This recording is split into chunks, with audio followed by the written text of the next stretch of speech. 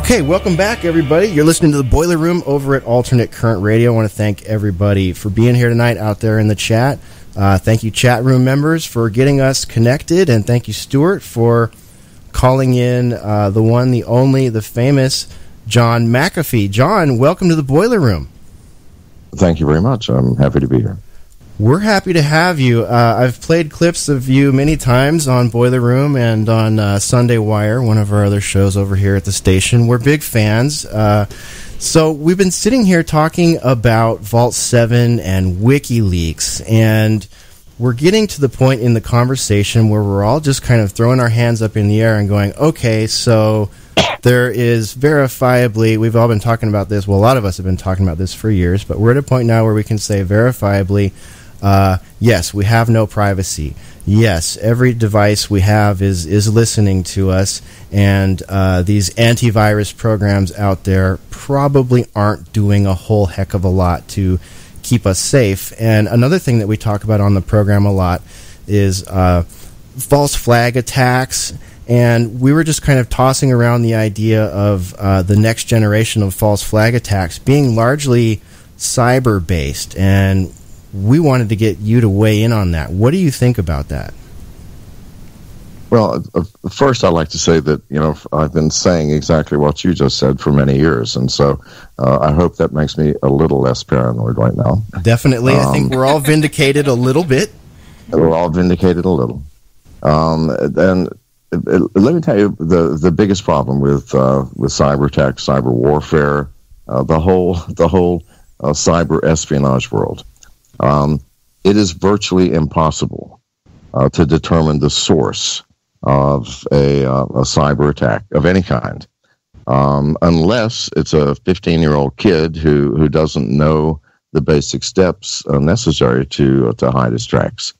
All of the accusations about Russia hacking the DNC, Russia hacking Yahoo, that's all total nonsense, and I can tell you now. Anyone who is capable of pulling off of a high-profile hack is also capable of hiding their tracks. It's simple. The reason I've been yelling for months now that the Russians did not hack the DNC is very simple.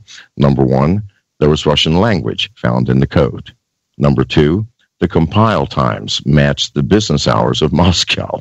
And number three, the thing that is most telling is that the program used was a year and a half old. There have been many updates to that program. And indeed, the program did originate with APT28. However, once a program is used, I mean, if a program is used in a cyber attack, everybody has a copy. I mean, certainly everybody in the cybersecurity community and everybody on the dark web. And so anybody can download these programs for just a few dollars and start playing with them. If it were indeed the Russian state, you must assume that the Russians are at least as capable as the CIA, if not more so. Are they going to be so foolish as to use a program that's a year and a half old, where there have been many updates to fix bugs in it? Are they going to leave the Russian language? Are they going to leave the compile times? Absolutely not. I mean, this is absurd. So more than likely, this is yet one more 15, 16-year-old kid who was challenged by one of his hacking buddies. Let's see if you can hack the DNC. And he said, okay, I'll show you. Seriously. And for the CIA, the FBI, and other government agencies to say it was the Russians shows either an astonishing lack of sophistication or a motivation based on politics. One of the two. So you pick. I have no clue. But I can promise you it was not the Russians. Any hack that looks like it was done by someone else, those tracks were purposely put in there to hide the real source.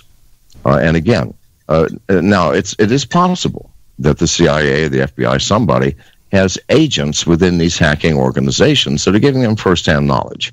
I find that highly unlikely. But barring that, there's simply no way to ever determine the source of a hack unless it's an extremely unsophisticated hacker.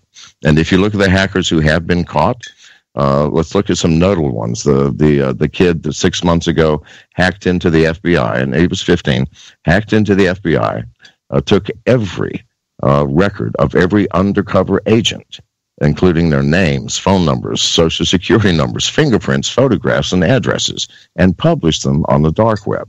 Now, that kid was caught, and the FBI is crowing about the fact, yeah, we caught this kid. Well, duh. I mean, anybody could catch a 15-year-old unsophisticated hacker. Show me how many times you've caught a sophisticated hacker. Has never happened. So I just like to leave you with that. Not leave you, but I'd like to put that out there. As if you think about it rationally, none of it makes sense when someone says, yeah, the Russians hacked the DNC, the Russians hacked Yahoo. I'm sorry.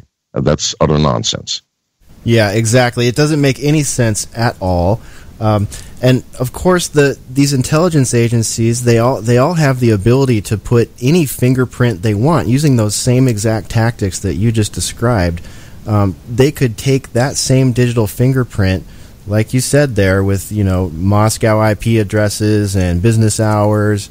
And in Vault7, we saw that there is a CIA hacking front at the U.S. consulate in Frankfurt, Frankfurt, yes. Yeah, and they're supposedly sort of the tip of the spear there for cyber warfare in all of Europe, Africa, and the Middle East. So, I mean, yes. So agencies like this, intelligence agencies like this, just as easily could do that same exact sort of tactic and say, okay, look, they inject that fingerprint, that malware with those fingerprints in it, and then boom, they can go. I was saying this earlier in the show. They can go to a FISA court, which is essentially going to just rubber stamp anything without any sort of judicial process whatsoever, and then boom, they can go out, and it's not even like they have to go out and say, okay, now we can wiretap. Everything's already wiretapped. It's just a matter of jacking into those systems, getting the permission to sit down in front of that console and do the searching through that giant data center in Utah or whatever. You bet. Now, one of the interesting things I found in pouring through that data dump was there were instructions for the agents on how to get into the embassy and into the right area. Wasn't that classic? I was laughing my ass off when I saw that. I wanted to actually try that. Of course, I couldn't do it because my face is too well known. I'd have to shave my beard, which I'm not willing to do. In any case, I thought, oh, Jesus Christ, what absurdity that the entire world now knows all the secret codes, which hallway you go into. And travel tips as well. If you're going to Frankfurt, it gives you all the travel tips. How to get through customs. Astonishing. I laughed my ass off over that one. I did. I'm sorry to run off on a tangent. I just was, when you mentioned Frankfurt, that came to mind. So I thought that I had the exact same experience when I read that. It was just like, oh my gosh, this is exactly. I mean, I had the light bulb go off right there. I used to work in federal employment, so I know what those kind of emails look like. When you're going on travel, it's like, okay, here's your point of contact, and here's what you do at this airport. Here's the good rental car place to go to. This is how it actually works. I think Spore has a question for you. No, I don't. I just wanted to say that we love tangents, so never. Oh yeah, tangents are always welcome over here. All right, fair enough. Okay, so. Go ahead. I've got time for one more question. Sir. Okay, I'll let Funk Soul ask you a question. I know he wanted to fire one off at you. Hi, John. We were just discussing the authenticity of WikiLeaks and a possible source, as they tend to focus on only specific areas and then not others. We discussed the possibility of Mossad and other particular sources that could be the actual real WikiLeaks front behind certain super objectives. What would your opinion be on that, John? Any hypothesis behind that? The fact that all the source code was also taken, even though it hasn't been released yet, and the fact that the specific information released was clearly someone on the inside. And if you read these things, I was kind of astonished at the language, the word dude appearing everywhere. So it's clearly someone on the inside, someone young, and someone who had access to every aspect of the CIA's hacking organization, which, if you look at that organization chart, by the way, appears to be the largest organization within the CIA, and over $100 billion has been dumped into it. I don't think Mossad. I think it's simply a dissatisfied, disgruntled, or someone who woke up in the morning and said, "Oh my God, what am I doing?" And then did this thing. That's just my humble opinion. Another Snowden. I see what you mean. Yeah, that makes good sense. I'm going to have to leave you that, gentlemen and ladies. I just wanted to say one thing before you cut off here, John. We've got people in the chat saying, John McAfee for president. We wish you were in right now. We really appreciate you. We were pulling for you, man. Yeah. Listen, anybody who knows me knows I could not possibly be president. My media baggage is larger than any other human I know. But however, running for president gives you a platform upon which you can speak about things that really matter. So thank you again for having me on. And if you need me another time, give me a call. Absolutely. Thanks for joining us. We really appreciate it. Thank you, John. Thank you. We'll stay in touch, John. Have a good evening. All right, there he goes, everybody. Excellent. What a nice hijack from Stuart. Wow, yeah, Stuart, thank you, man. Thank you. I'm sorry if I was like hollering in the background. I thought you were like ordering a pizza or something while we were playing the clip there.